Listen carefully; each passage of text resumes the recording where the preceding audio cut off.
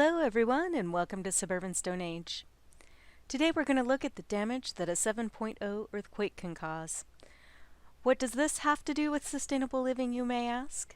Well, by taking a close look at what the earth can do to your buildings and your infrastructure, it's a great reminder to take care of our resources and also to be prepared. So if you're prepared for a natural disaster, you are one step closer to living more sustainably. So join us on our adventure to Trona, California, where we observe the damage caused by a recent 7.0 earthquake. Here I am in Trona and I'm looking for earthquake damage. Surprisingly, although there was a lot of road repair, I didn't see what I was hoping to see, which was fissures in the ground. But now that I'm in town, I can start to see certain signs. If you look off into the distance, these power poles here are wobbling, some one way, some the other. And I've seen that before mentioned in earthquake as a sign of earthquake damage in other places. So if you follow the line of power poles, you can see that they were shaken. See how wobbly they are off to the distance, all cockeyed? So that's one thing that I've found. So I'm going to keep looking for earthquake signs. Ooh, maybe that pole tipping over too. Alright, let's see what we can find. Okay, well, here we go. This looks to me like earthquake damage right here, where the earth split apart. That crack goes way deeper than the cement.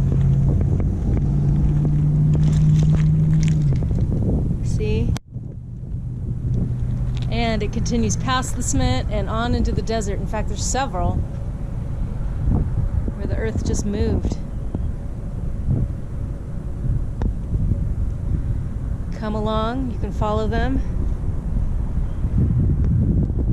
right through the cement here. They just spread apart and then they just keep on going. Fascinating. This is big. This one goes pretty deep.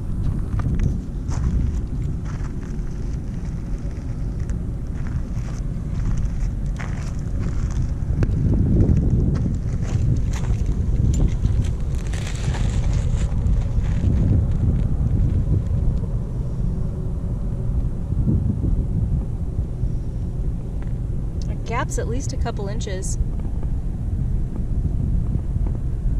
And you can see the matching edges on it, where just the earth just split apart.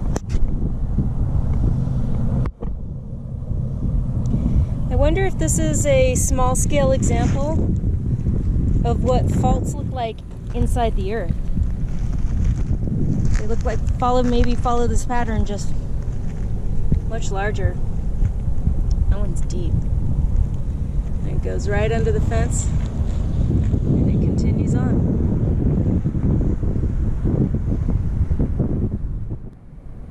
Well, let's check this out for a second. We have a support wire, I think they call them guy wires, for this enormous telephone pole. It's a big one. And it's mounted into this base. So this wire was snapped and broken. See? And also, if you look at the base, you see like a preferential sort of soil uplift, I guess. Like maybe as the ground was shaking, water squirted out, or I don't know, liquefaction maybe during the earthquake. Just a guess. I'm not a professional geologist. I have no idea. But I do see that it's not happening on that side, but it is happening on that side. And it's all up around the pole. So that's very interesting.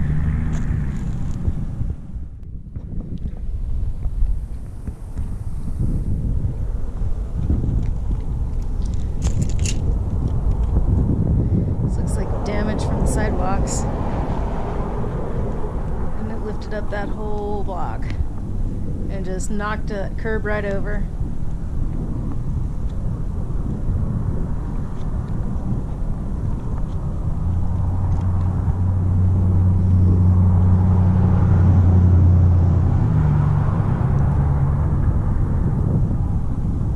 See how the curb's sort of at an angle?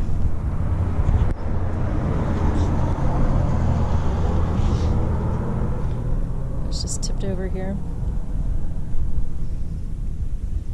Ground was unhappy.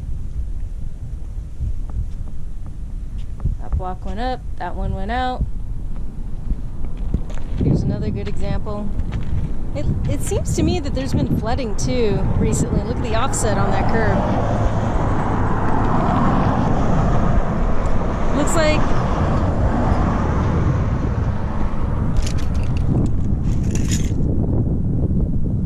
so for scale, there's my thumb. So it's half a thumb high and offset half a thumb to the southeast. Wow. And it looks like they're starting repairs on it. But you can just see where the earth just totally messed this place up.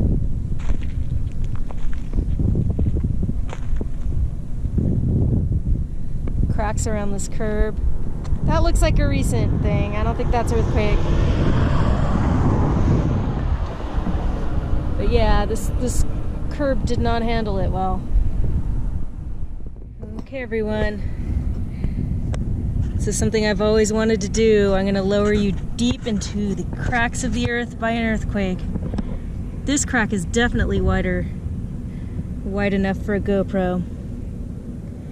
And you're going to get to see stuff that I don't even get to see.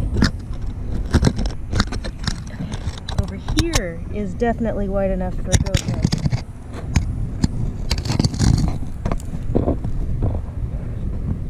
So look how deep. I am cool for sticking my hand in here. But you are seeing something probably no one else has ever seen before.